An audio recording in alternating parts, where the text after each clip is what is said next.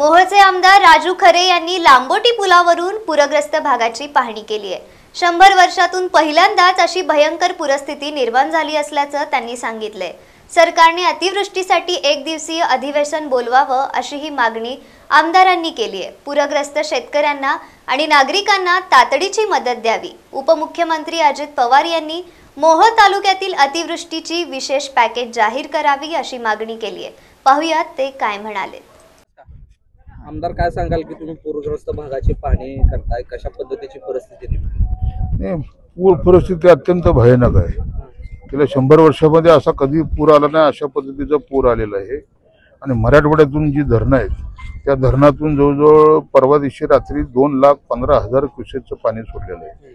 आणि त्याच्यामुळे त्याचा सर्वात जास्त फटका हा मोहोळ तालुक्यातल्या नदीकाठच्या गावाला बसलेला आहे। पुरं गावामध्ये पाणी घुसलेलं आहे आणि गावाच्या गावात स्थलांतरित करण्यात आलेले आहे।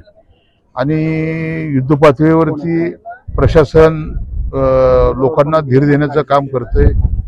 राज्य शासनाचे आपले राज्यमंत्री परवा आलेले होते, योगेश कदम साहेब, त्यांनी पाहणी दौरा केला, आढावा घेतला। त्यांनी ताबडतोब सूचना केलेल्या आहेत की बाबा NDRFच्या निकषाप्रमाणे सर्व शेतकऱ्यांना नदीकाठच्या ताबडतोब तुम्ही 5,000 रुपयाची मदत करा। आणि आता पूर परिस्थितीमध्ये जी गावं पाण्यामध्ये गेलेली आहेत त्यांना स्थलांतरित करून त्यांना अन्नाचे 10-15 दिवस पुरेल अशा पद्धतीचे किट द्या। आणि आता ते देण्याचं काम तहसीलदार आणि BDO हे या तालुक्यातले करत आहे। मी सगळी त्यांच्याकडून माहिती घेत आहे। नाही, आता अधिवेशन हे घेतलंच पाहिजे, कारण तुम्ही बघताय की भयानक पद्धतीचं नुकसान या तालुक्याचं झालेलं आहे। शेतकऱ्यांची शेतं वाहून गेलेली आहेत, पिकं वाहून गेलेली आहेत, जनावरं वाहून गेलेली आहेत, घरं वाहून गेलेली आहेत। सरकार काय देणार मला सांगा तुम्ही?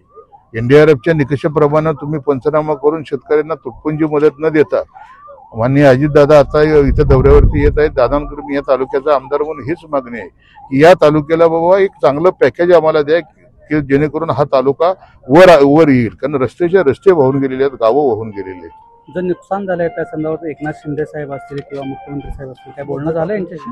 नाही, एकनाथ शिंदे साहेबांशी बोलणं झालं। त्यांनी राज्याचे राज्यमंत्री योगेश कदम यांना ताबडतोब मोहोळच्या दौऱ्यावर पाठवलं होतं। परवा दिवशी योगेश कदम यांनी या भागाचा दौरा करून आढावा बैठक घेऊन प्रशासनाला सूचना केलेली आहे। नाही, आता कसं आहे की तुम्ही बघता, मी तालुक्यामध्ये गावांना भेटी देतोय।